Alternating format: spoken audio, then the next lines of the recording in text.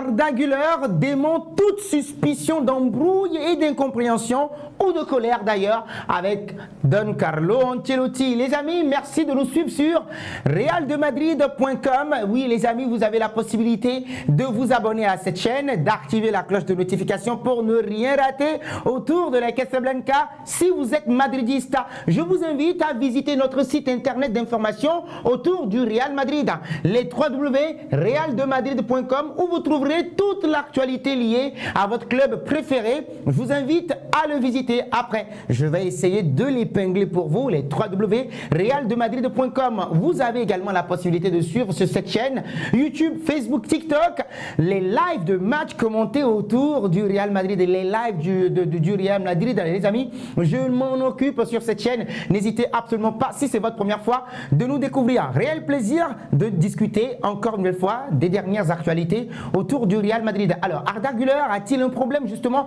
avec Don Carlo Ancelotti? Non, je ne pense pas, et lui-même l'a confirmé en conférence de presse. On reviendra également sur Dani Carvajal, qui a été prolongé malgré sa vilaine mais grave blessure par Don Florentino Pérez, qui l'a prolongé encore une fois d'une année supplémentaire, même si la presse sportive madrilène est en train de lancer des sonnettes d'alarme, de tirer des sonnettes d'alarme justement pour voilà, le joueur latéral droit, le vice-capitaine du Real Madrid. Eh bien oui, il semble bien parti pour rester longtemps, pendant quoi 12 mois. Et maintenant l'autre problème qui subsiste, c'est par rapport à son meilleur niveau qu'il doit retrouver, soit 50 ou 60%. Nous allons également en parler. On n'oubliera pas également l'actualité autour du Real Madrid. Dani Carvajal blessé, maintenant doit-on recruter un nouveau défenseur pour soulager cette défense du Real Madrid? Les amis, quel est votre avis sur le sujet? On va partager votre avis avec nous dans les commentaires.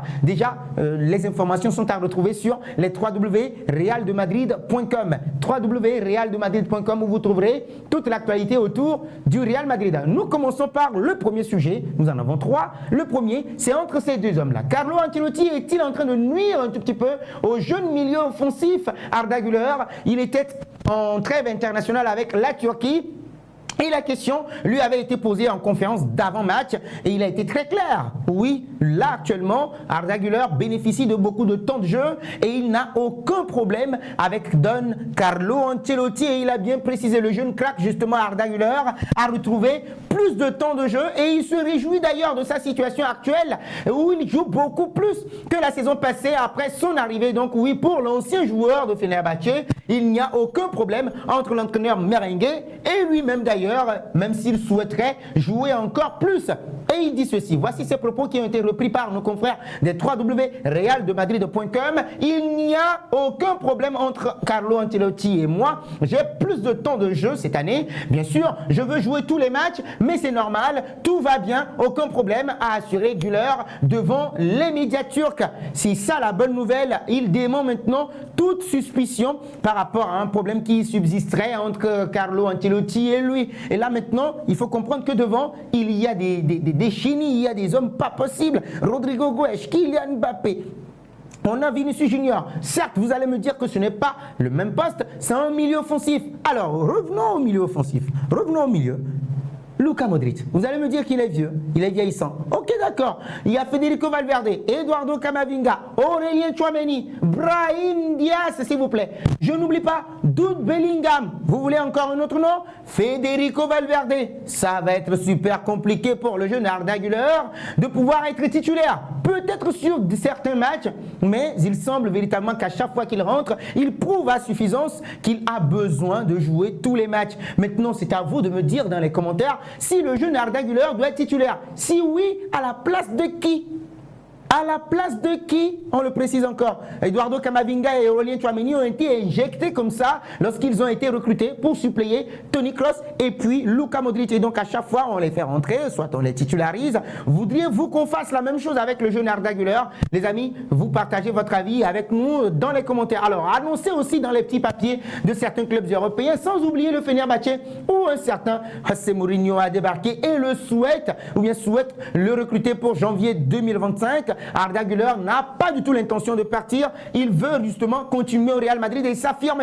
En tout cas, Carlo Ancelotti, qui est toujours à la recherche de l'équilibre parfait au milieu de terrain, va devoir faire avec la jeune pépite qui rejette toutes les propositions d'ailleurs qui arrivent sur sa table pour se relancer avec un prêt. Lui, il veut rester là, il veut rester au Real Madrid et prouver qu'il mérite véritablement sa place de titulaire. On l'a vu également lors de ce match-là contre Villarreal où il est entré en jeu et il est arrivé à s'imposer. Les amis, deuxième sujet de cette capsule vidéo, il s'agit de Dani Carvajal, vilaine blessure. Dani Carvajal a été opéré avec succès hier et l'information a été dévoilée par le Real Madrid dans un nouveau communiqué. Bah oui, nos amis Don Diaz, clin d'œil à toi, et puis Carino Setia, bonjour à vous messieurs, c'est à lui là, vous pouvez le retrouver, Carino Setia qui s'occupe justement de cet article. Le Real Madrid publie un nouveau communiqué sur Dani Carvajal.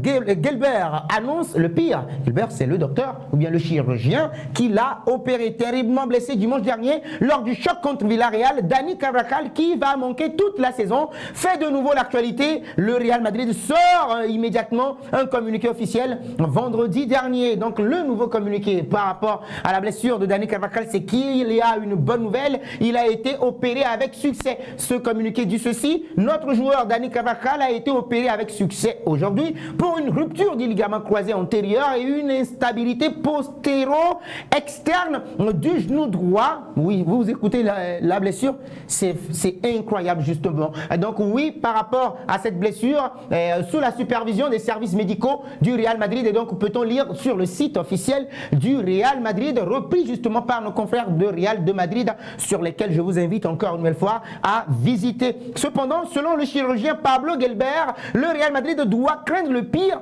pour son vice-capitaine Dani Carvajal. Pour lui, il y a un vrai gros risque que l'intervention ou bien l'international espagnol ne retrouve pas son vrai niveau après l'intervention chirurgicale. Déjà, il a 32 ans. Pensez-vous que le Real Madrid doit recruter un autre défenseur? On en viendra, les amis, on en viendra. Alors pour lui, il y a un vrai risque et il dit ceci: je ne parlerai pas de moins de 12 mois de convalescence. Vous vous imaginez? Alors là, ça va être plus. Ça va être plus. Un autre enjeu est le retour au même niveau sportif qui, avec des chiffres froids, n'est pas supérieur à 50 ou 60% que Dani Carvajal retrouve son meilleur niveau. Mais on le connaît, Dani Carvajal, ce défenseur insatiable, intouchable et qui a un mental assez fort. Je suis sûr qu'il reviendra à son meilleur niveau. Et donc le chirurgien alerte déjà Pablo Gelbert à propos de la blessure de Dani Carvajal dans des déclarations relayées par Marca. Mais ce n'est pas tout. L'avenir incertain de Dani Carvajal au Real Madrid n'effraie pas du tout Don Florentino Pérez, bah oui, qui lui a montré son amour, l'amour du club. Au moment où il se blesse, on le prolonge d'une saison supplémentaire. Ici, ça aussi, la marque de confiance qu'on confie justement à un joueur dans les moments difficiles. Il va toujours vous le rendre. À 32 ans, Dani Carvajal fait face à un défi de taille. Non seulement il doit surmonter une blessure complexe, mais il doit aussi prouver qu'il est capable de revenir à son meilleur niveau. Les supporters, le club et ses coéquipiers le soutiennent fermement, mais les statistiques sont implacables. Ils sont implacables. Les joueurs qui subissent ce type de blessure peinent souvent à retrouver la plénitude de leurs moyens physiques.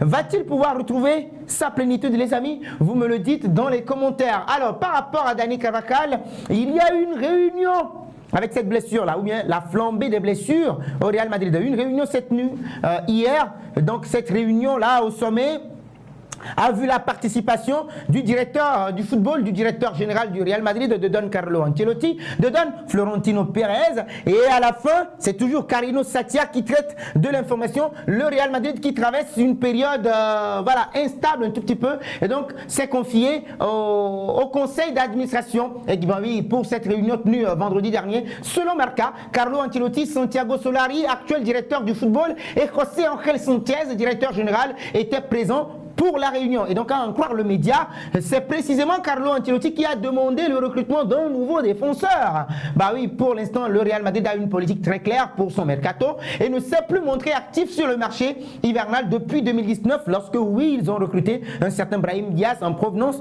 de Manchester City. Et donc, après cette prise de décision, justement, le Real Madrid n'a pas du tout envie de recruter un nouveau défenseur.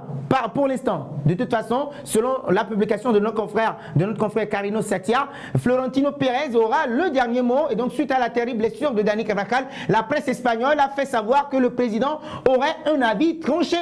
Florentino Pérez aurait souhaité que Carlo Ancelotti se débrouille comme il avait toujours fait en attendant le retour de blessure de David Alaba prévu pour janvier 2025. À cela s'ajoute le retour imminent d'Eder Militão, sans oublier la polyvalence d'Aurélien Tchouaméni, Eduardo Camavinga et Federico Valverde qui peuvent être un atout considérable pour Carlo Ancelotti. Ce n'est pas tout, on continue toujours les possibles cibles du Real Madrid en défense centrale en attendant le retour de ce beau monde-là et donc le recrutement de jeunes joueurs à fort potentiel. Florentino Pérez voudrait rester droit dans ses bottes et donc cet été, il a manqué de justesse la signature de jeunes défenseurs français. Yeni Europe, parti du côté de Manchester United et qui s'est malheureusement blessé également. On piste également ce jeune joueur du RB Leipzig, Loukeba, qui est sur les tablettes et d'autres joueurs également à fort potentiel. Encore une fois, Vitor Reis de Palmeiras, Trent Alexander-Arnold de Liverpool, Alphonso Davies du Bayern Munich, Jorel Atto de l'Ajax Amsterdam. Même si certains noms reviennent avec insistance, notre confrère Carino Satia précise encore une nouvelle fois que oui, de sources bien informé, on parle de William Saliba, le défenseur des Gunners d'Arsenal, justement validé par Antonio Rudiger. Les amis, cette piste, nouvelle piste pour le Real Madrid, laquelle sera propice pour le Real Madrid? Alors, Florentino Pérez doit-il recruter un nouveau défenseur? Les amis, vous partagez votre avis dans les commentaires avec moi.